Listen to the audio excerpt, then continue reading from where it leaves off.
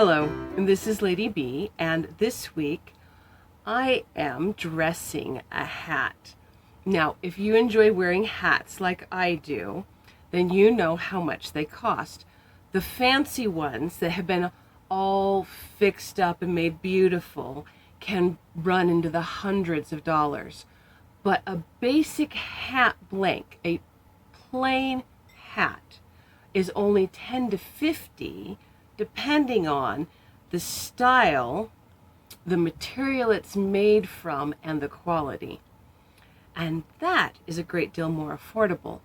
Plus, you have the advantage at that point of fixing it up to suit yourself. Now, I started dressing hats, I'm not sure how many years ago it was, but the very first one I ever did was this fedora. And it started because of this pin. The pin was given to me as a gift, and it's just this beautiful peacock. And I thought that would look so good on a hat, but it needs a little more.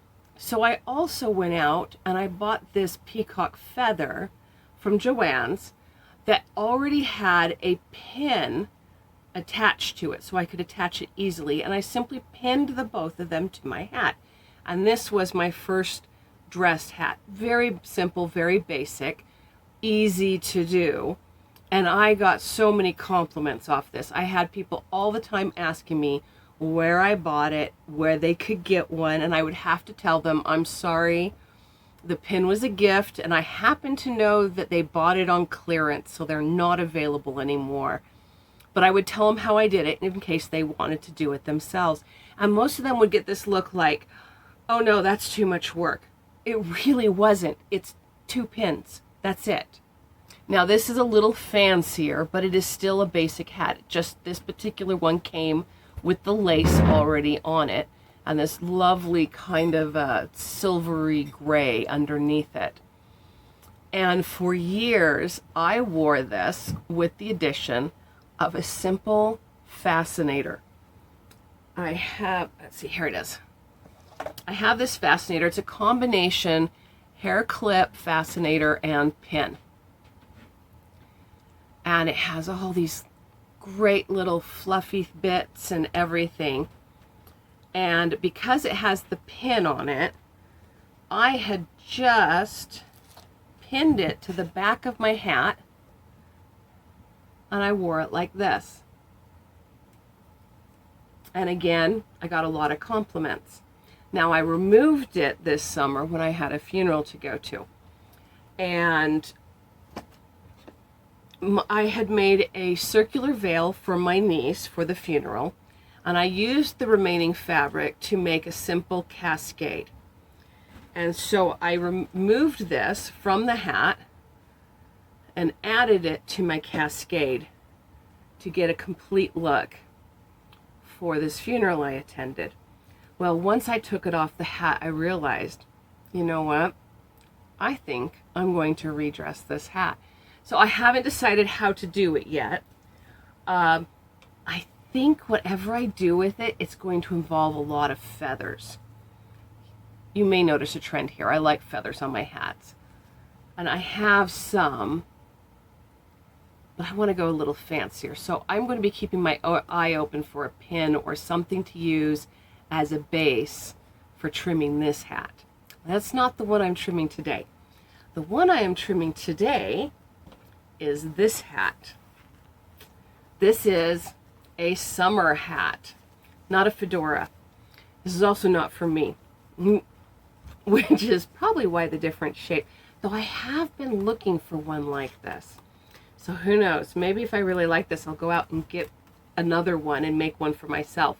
But right now, I am making a gift for someone else, and it's a lovely imitation straw spring or summer hat in this black and white pattern that I think makes it so unique. So I have purchased a variety of things, and I'm going to dress the hat and show you the process by which you do a more complicated hat dressing. Now, I am not a professional hat dresser. This is entirely a hobby level hat dressing. But for those of us who are hobbyists, it is actually quite simple and easy to do. Okay, you can see here my hat, along with some things I have purchased for it. I have this beautiful white lace I am definitely using that I picked up just for it. I also have some black and white check, which I don't know if this will work or not, or if it'd be too much, but I wanted to try. If it doesn't work, I have this. Now this is something you usually buy around Halloween, but I collect this stuff and hold on to it year round. And it is a spider web. Now the reason I'm kind of going this direction is because the black and white stripes makes me think of Nightmare Before Christmas. So I thought it could be a lot of fun to lean into that and maybe go a little spooky. So haven't decided whether I'll use this or this yet though. I have pins. I keep talking about using pins. I have pin bases that you can buy. I got these at Joann's. I have them in 2 sizes. These are a 1 inch, I believe, and then these are a 1.5 inch. So depending on what I need. I have, speaking of Halloween, I have these from when I bought things at Halloween. I love the featheriness of this black rose. Now, if you're not into black and white, you can of course use any color you want. I like black and white. I also have this little, I'm not sure what you would call this. It's a little spiral thing, but it looks like it would add a nice texture. So we have all these things to work with, and it's a process. So the very first step is the band itself. Now, I could wrap it around it and tie a bow in the back like I did for the other one, but I'm wanting to do a nice big arrangement, which means I don't want to do that. So I'm going to pull it around and let it overlap.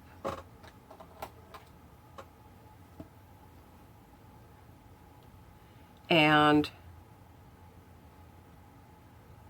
give it a good overlap. I think I'll cut it right there. Now you'll notice as I pull this around that it's sticking up and flipping out. It's actually a little tall for the hat. And I'm going to fix that by actually gathering it in the back and pulling it down. So to do that, this is where we come in with the sewing. I'm going to use some button thread, and I am going to sew this together and then run a string that will gather it, that will then let me place it on the hat where I like it.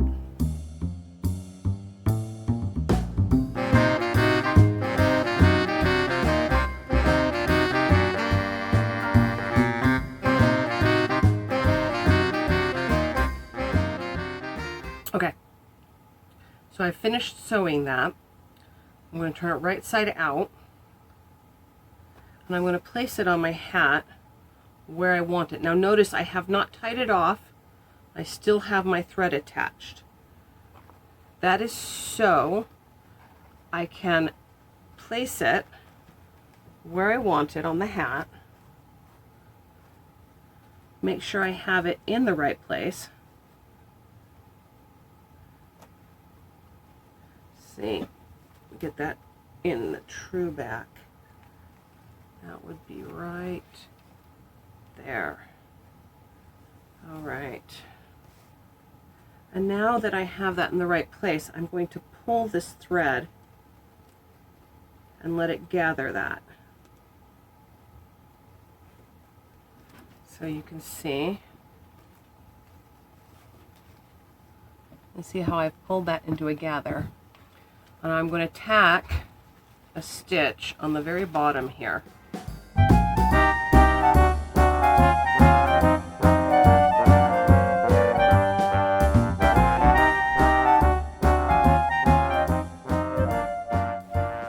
now I'm actually going to sew it in place so that it won't move. And I'm going to go around the rim, and I'm going to tack it down in place around every few inches around the rim. And then I'm going to come back and I'm going to do it again, only while gathering this slightly so that it comes down to the correct height, but creates this lovely gather all the way around. My next step, now that that's secured, is to decide which of these ribbons, or maybe even both, that I will be using. So let's see. So the question is, how does this look?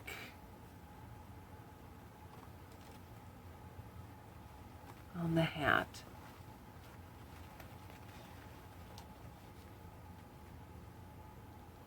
It's okay, I suppose.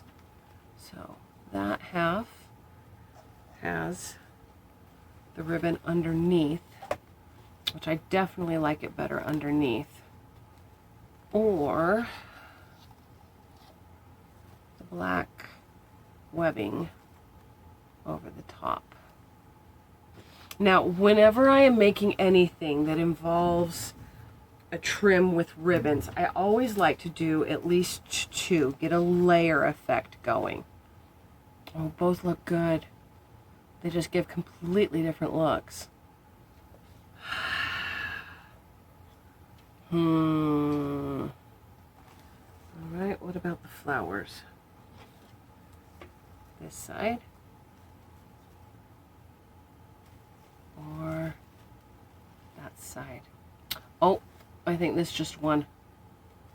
That looks really good with that. All right, I will keep this for another time. Now, once again, in the back, I'm going to gather that and then sew it down through the hat.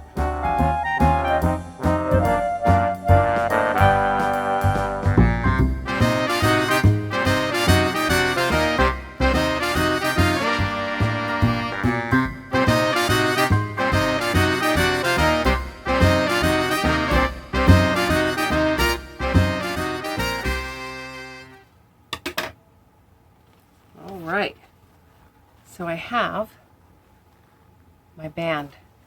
Little creepy, but like I said, this is making me think Nightmare Before Christmas.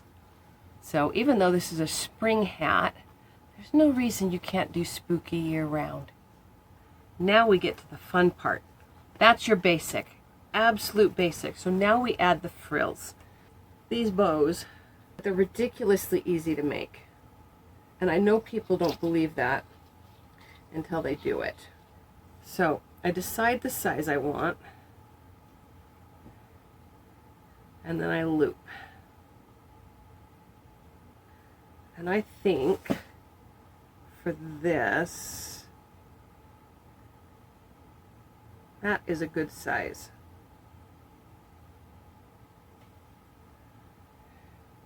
And you want a little overlap in the middle because you're going to be sewing it to secure it. So this is my middle. Now I'm just going to create the same size on the other side.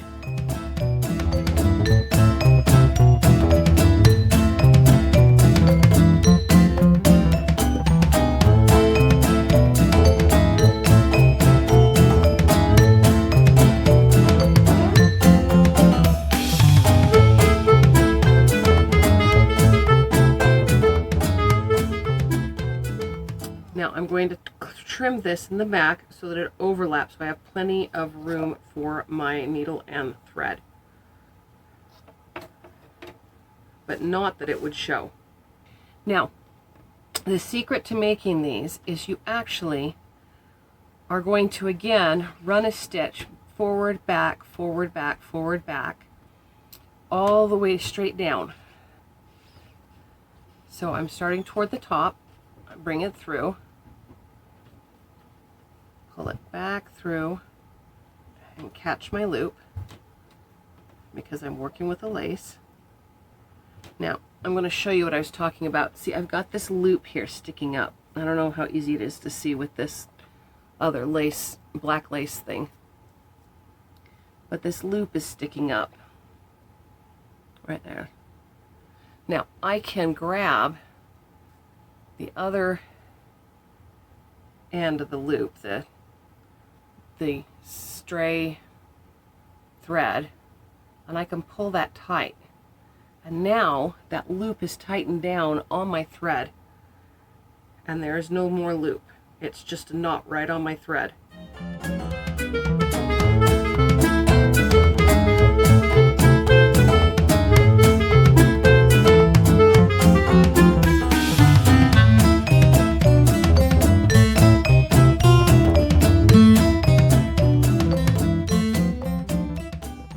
And then once again, just like I did back here, I'm going to pull it, and it's going to gather it to the center. And now it poofs. And then to secure it properly, I gather it up, pinch it in my fingers, and I run the needle all the way from one end to the other so it comes out the top. And then one more time down to the bottom. And I have my bow. It's that easy. Needle, thread, 6 loops.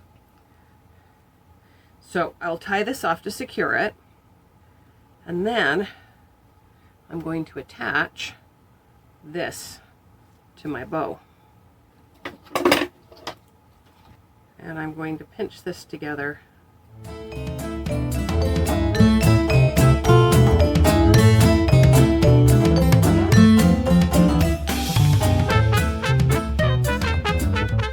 And there we have it. Now you might be asking why I didn't just tie this with the ends, and I have done that before, but if you want a really crisp, clean look on the bow, you have to do the tails and the bow separate. So that's what I've done here. So now I need to sew this onto the hat, and it's exactly the same as how I've been doing it before. Now, because of the size of this bow, I'm going to sew it here, and then I'm going to sew it here to secure it. And I have it already on it on the lower part. All right. So there is the back of my spooky spring hat. Now, you could stop at this point and be done. I'm not going to. This, like I said, is something I picked up around Halloween. Actually, I bought it in September. That's when the craft stores start putting stuff out. And I think they will go well with this style. Now the thing about these bunches is you don't have to keep them like this.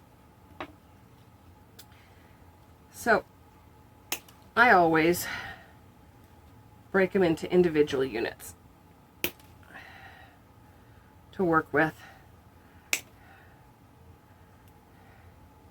Now there's a lot of spooky fun stuff on this. I've got these spiders, and they have these creepy branches,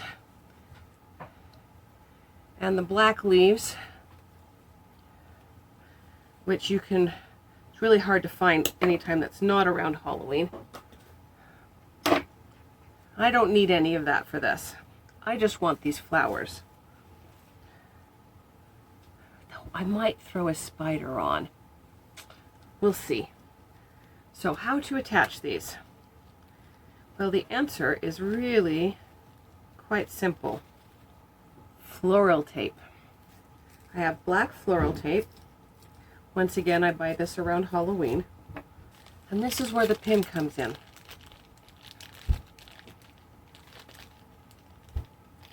Now, these particular pins actually have a sticky side with a cushion. And that helps hold things in place while I'm working with it. So I'm going to take these and I'm going to stick them onto this pin. Once I have them how I like them, I'm going to take my floral tape and I'm going to tape my stems together.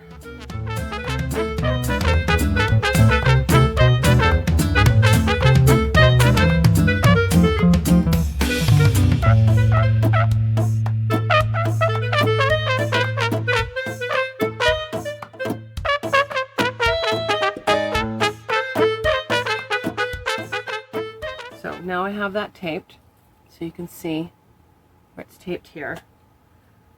And I'm going to measure the length of my pin right there. And I clip my extra and I stick it to my pin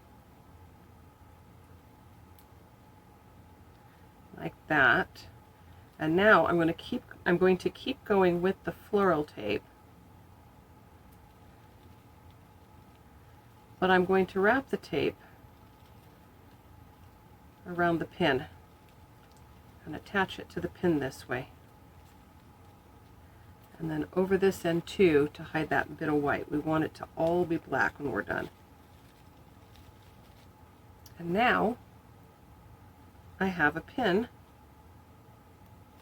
with my flowers. Now these are wires, so I can move these still and adjust them to how I like them, even at this point. And I just pin it on. I think that might be done. Yep, I think that's done. All right, so my last thing to do is to take some of this, put a little drop on every single one of these knots on the inside. Like I said, it will not keep me from removing these later, or the person I'm giving it to if they decide they want to do something else, but it will keep the knots from coming undone. So I'm going to do that, and then we will take a final look. And it's finished. We have 2 types of lace, including a spooky one, and 3 flower carnations in the middle of a large bow with a cascade down the back. I think it turned out really good. Now evidently I bought about 3 times the amount of things I needed to put on this, but this has been my experience in making hats. I buy a bunch of stuff and then I play around until I find out what works and what doesn't. And if I don't use it for this hat, I'll use it for another. So nothing ever actually goes to waste. So I put it on until it looks like it's too much, and then I dial it back until it looks good. That's my tip for making your own hats. Don't be afraid to just experiment and see what works for you. But this one, as I said, is actually for a friend. And I hope she likes it. Now, I love you all, whether new or old. If you enjoyed this, please like and subscribe, and I'll see you next week. Until then, whether making your own custom hats or any other craft, just remember, don't be afraid to suit yourself and make whatever it is you do exclusively you.